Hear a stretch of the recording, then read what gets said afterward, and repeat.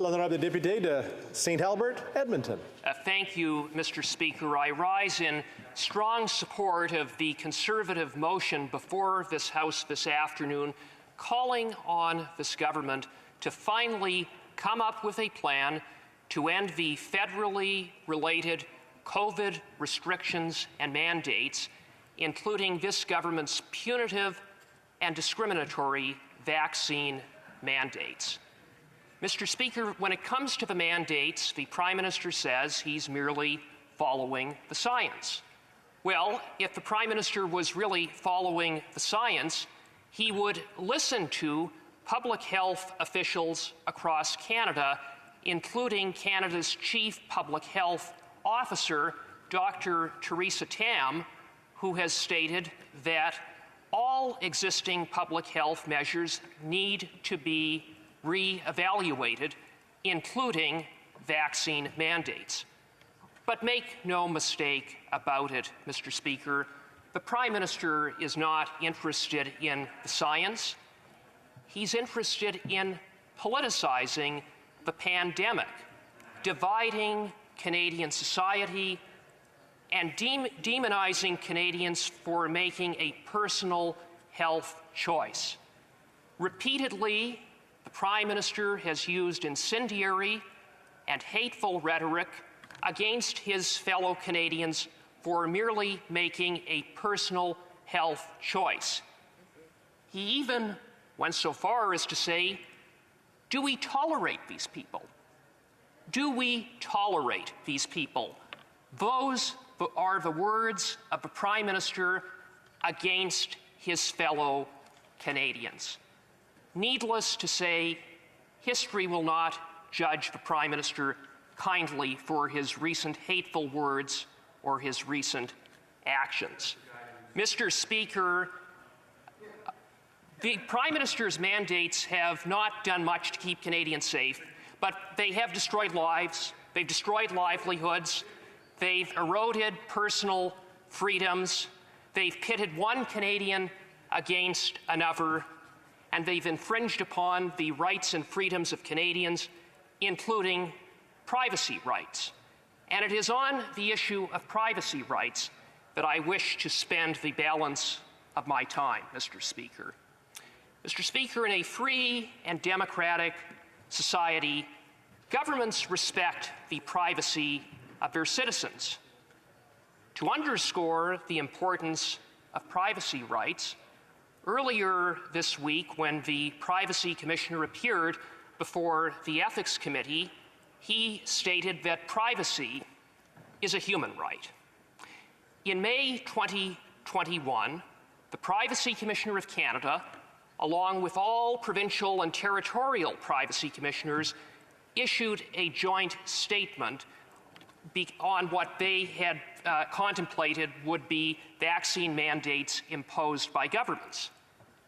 In the joint statement, the privacy commissioners warned that vaccine mandates would encroach upon civil liberties, that there were significant privacy risks involved, and that the government should not proceed without careful consideration.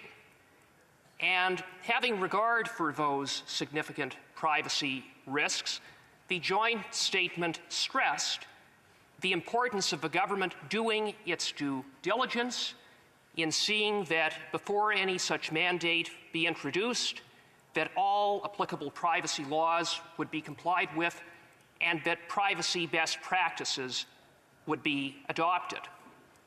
Mr. Speaker, I should further note that it is a federal government policy pursuant to a directive that when there is a program or activity of government that involves the use of personal information that directly impacts an individual, that a privacy impact assessment be undertaken in respect of that federal program or activity, and that such a privacy impact assessment be conducted before the program or activity is implemented. The purpose of such an assessment is clear: to ensure compliance with the Privacy Act and to address other privacy-related issues. So, Mr. Speaker, in light of the warning of all privacy commissioners across Canada, one would have thought that this government would have reached out and worked with the privacy commissioner at the earliest opportunity before vaccine mandates were implemented. In light of the federal directive respecting privacy impact assessments, one would have thought the government would have worked on and completed such assessments before the implementation of such mandates.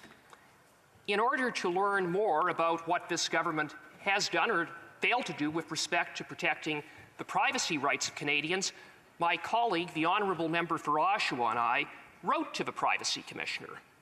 And the letter of response that we received is deeply concerning. It is clear in the Privacy Commissioner's response that the government did not consult the Office of the Privacy Commissioner at the earliest opportunity.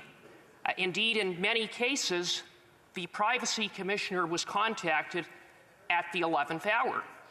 For example, with respect to the vaccine mandate that affects the public service, the Privacy Commissioner was given 4 hours to review the mandate. 4 hours, Mr. Speaker. That is unacceptable, it's unreasonable, and it demonstrates bad faith on the part of this government when it comes to protecting the privacy rights of Canadians. What about the privacy impact assessments? The Privacy Commissioner has confirmed to my office that no such assessments have been produced. And I would remind Mr. Speaker, the government, that such assessments were to be produced prior to the implementation of the mandates. And here we are, 4 months later, and no assessments. And what makes that even worse, Mr. Speaker, is the clear warning of all privacy commissioners across Canada about the significant privacy risks involved. Right.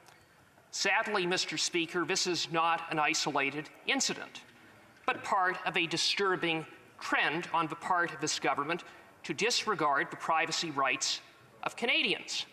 We learned recently, for example, that PHAC failed to work with the Privacy Commissioner in respect of the collection of mobile data of millions of Canadians without their consent.